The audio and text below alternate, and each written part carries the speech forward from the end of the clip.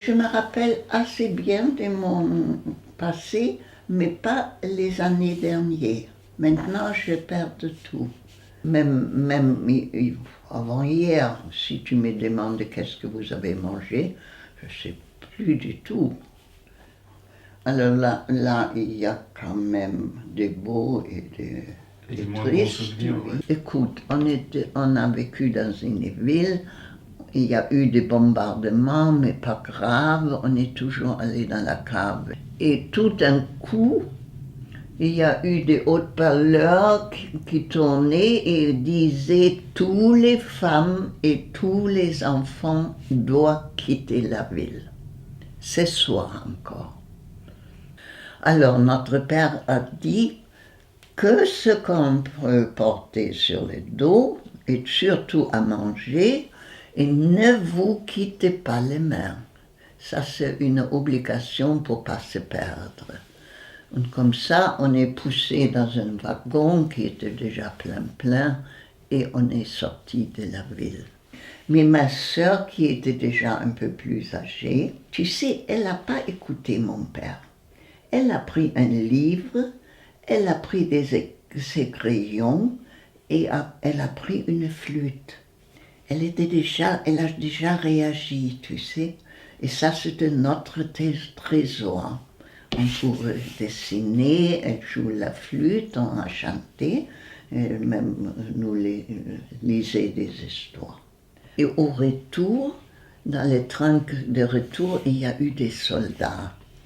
Et les soldats, ils ont expliqué à ma mère la situation. Les Russes, ils n'étaient pas loin de nous non plus. Et eux-mêmes, il fallait se retirer et ils ont proposé à ma mère nous emmener. Nous, on était fatigués et il y a un bunker. Un bunker, c'est un souterrain contre les bombes. Et là, il y a eu la Croix-Rouge, il y a eu assez de place, il y a eu une bonne soupe de poulet. Et ma mère, elle a dit, on va rester ici, on va se reposer. Et ma sœur, la plus grande, elle a dit, non maman, il faut partir, il faut partir. Elle a insisté pour qu'on parte encore.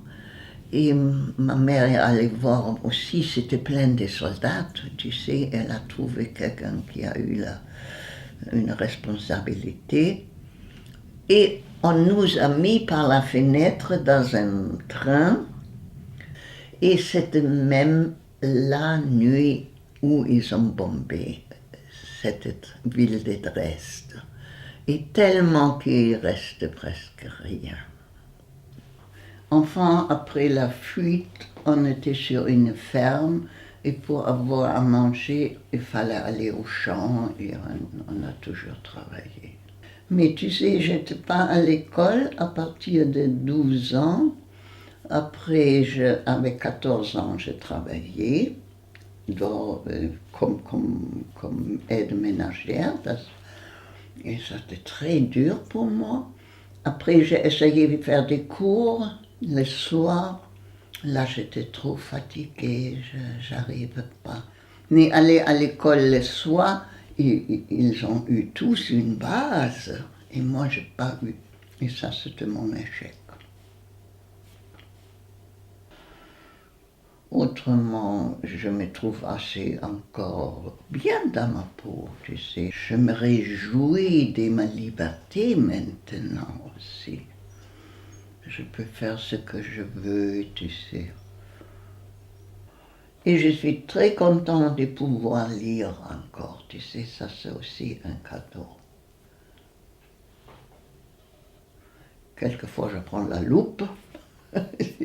Il y a des livres qui sont l'écriture est très petite, alors.